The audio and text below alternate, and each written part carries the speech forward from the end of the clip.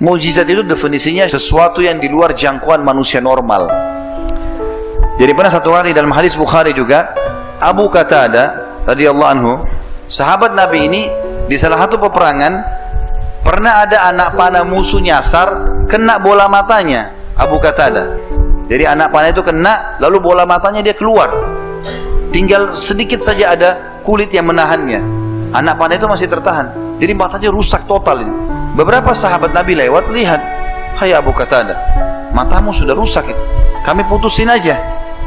Dia bilang, tunggu dulu sebentar. Bawa saya ke Rasulullah SAW. Jangan buru-buru dulu.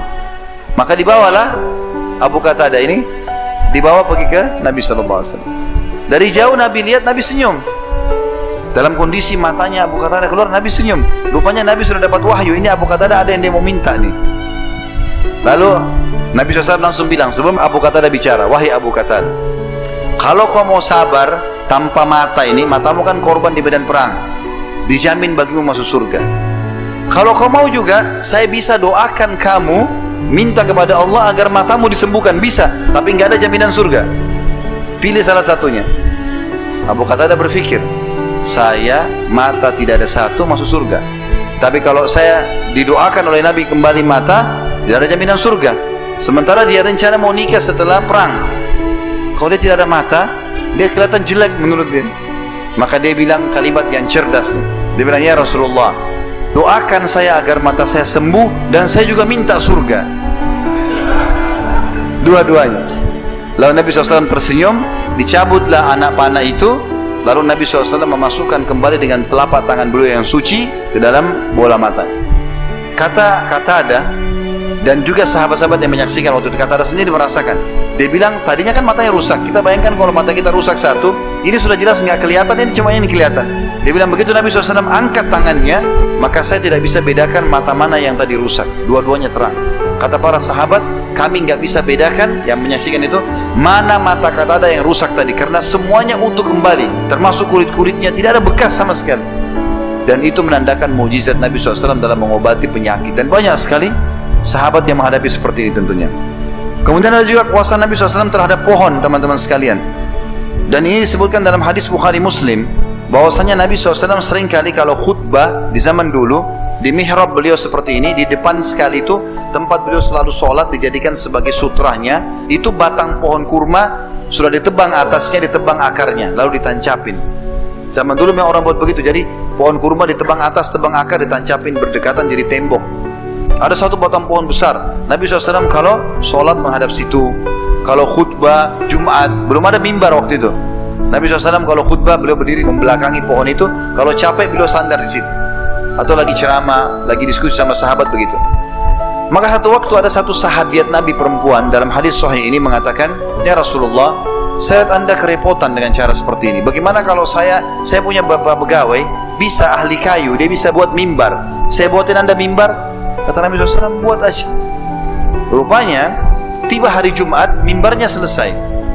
Mimbar Nabi SAW itu 3 anak tangga. Dikasihlah kepada Nabi SAW. Nabi waktu mau khutbah Jumat, keluar dari rumahnya masuk ke masjid, lihat sudah ada mimbar. Maka beliau pun naik di atas mimbar itu. Kata perawi hadis ini kebetulan diriwayatkan oleh Jabir radhiyallahu anhu. Maka kata Jabir, kami tiba-tiba mendengar waktu Nabi SAW sudah salam, lalu menunggu azannya Bilal selesai, ada suara tangisan seperti tangisan anak bayi. Dan lama-lama suara itu membesar, mirip dengan suara induk unta yang sedang mencari anaknya yang hilang. Kami bingung, suara dari mana ini? Nabi SAW lagi di atas mimbar, suara itu terdengar satu masjid. Maka kami menyaksikan Nabi SAW turun dari mimbarnya, kemudian mendatangi batang pohon yang ada di depan mihrab beliau, lalu memeluknya seperti memeluk anak kecil, sambil berkata, demi Allah kalau aku tidak memeluknya, maka dia akan menangis sampai hari kiamat. Ternyata batang pohon pun teman-teman yang sudah seperti ini bisa mengenal Nabi SAW. Padahal di mata kita sudah mati pohon itu, karena sudah ditebas atasnya, tebang akarnya gitu ya. Juga ada kuasa Nabi SAW terhadap air. Jabir bin Abdullah menceritakan dalam hadis Bukhari, itu bahwasanya di kesepakatan Hudaybiyah pernah kami berangkat 1.400 orang menuju ke Mekah ingin umrah, tapi ditahan oleh Quraisy. Di sana kami kehabisan air. Waktu Nabi SAW minta air, ingin pulang ke Madinah, seember air untuk wudu, maka didatangkanlah ember air tersebut. Lalu kemudian seluruh sahabat ada di sebelah Nabi SAW. Maka Nabi SAW tanya, kenapa kalian ini? Kata para sahabat, ya Rasulullah, kami tidak punya air kecuali yang di ember anda ini. Tinggal ini saja yang di ember anda ini. Kalau anda selesai wudu, kami akan berebut nih, karena nggak ada air lagi. Maka kata Jabir, aku pun melihat atau kami menyaksikan Nabi SAW memasukkan telapak tangannya yang mulia dalam ember tersebut, lalu mengalir air dari jari-jari beliau. Sampai seorang penyair Muslim mengatakan, kalau Nuh bisa dengan doanya meminta hujan turun dari langit dan keluar air dari bumi, maka engkau hai Rasulullah bisa mengeluarkan air dari telapak tanganmu. Dan akhirnya kata Jabir, kami pun semuanya mengisi kendi-kendi air kami semuanya berwudu.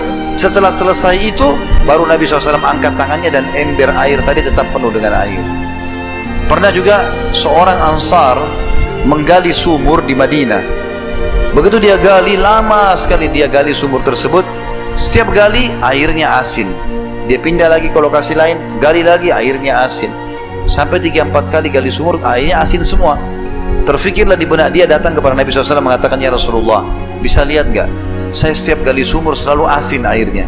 Maka Nabi SAW datang. Begitu Nabi SAW datang, Nabi berdoa, lalu Nabi meludah di sumur itu. Tiba-tiba airnya asin berubah jadi tawar. Tapi ingat, ini ludahnya siapa? Nabi SAW. Kita sedang bicara mukjizat Nabi, jangan ngarang-ngarang. Karena sahabat pun tidak pernah ada yang lakukan seperti itu setelahnya. Nggak ada riwayat Abu Bakar pernah meludah di sumur lalu asin jadi tawar, atau Umar, atau Ali, atau Utsman radhiyallahu anhu, tidak pernah. Maka hati-hati, jangan sampai kesalahan di sini terjadi.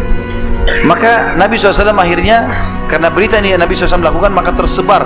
Waktu itu di akhir hidup Nabi, sebelum Nabi SAW meninggal, ada satu orang namanya Musailamah Al-Kadzdzab. Orang ini mengaku Nabi juga, tapi Nabi palsu. Pengikutnya banyak yang mengakui dia dari sukunya. Maka pengikutnya datang mengatakan, wahai Nabi kami Musailamah, Nabi yang di Madinah itu, di Hijaz, ada sumur air asin, dia ludahi jadi tawar. Ada juga sumur kami, airnya sudah bagus tawar, coba kau ludahin juga, siapa tahu jadi lebih enak. Maka Musailamah ke sana, lalu mulutnya umat kami, dia meludah. Tiba-tiba air sumur itu berubah jadi air yang lebih busuk dari kencingnya kedelai. Allah hinakan. Juga mirip kisah ini, tapi ini tambahan saja. Setiap kali masyarakat Madinah atau kaum muslimin lahir anaknya, selalu dibawa kepada Nabi SAW. Nanti Nabi berikan nama, Nabi tahnik, Nabi kunyah kurma, lalu lengketin di langit-langit gusinya. Karena itu sunnah Nabi SAW mentahnik bayi. Kemudian Nabi SAW juga sering kali mengelus rambut. Dan umumnya anak-anak bayi kalau datang dielus kepalanya sama Nabi jadi subur rambutnya. Maka pengikutnya Musailamah bilang, wahai Nabi kami Musailamah, itu Nabi yang di Hijaz, di Madinah, semua bayi yang datang kalau dielus jadi lebat rambutnya. Ini ada satu bayi kami rambutnya sudah bagus, coba kau elus, mudah-mudahan dia juga jadi lebih bagus. Begitu Musailamah elus, gugur semua rambutnya. Dan dikatakan dalam riwayat, dalam kisah ini, bahwasanya keturunannya orang itu gundul semua, sebagai bentuk penghinaan dari Allah Subhanahu wa ta'ala.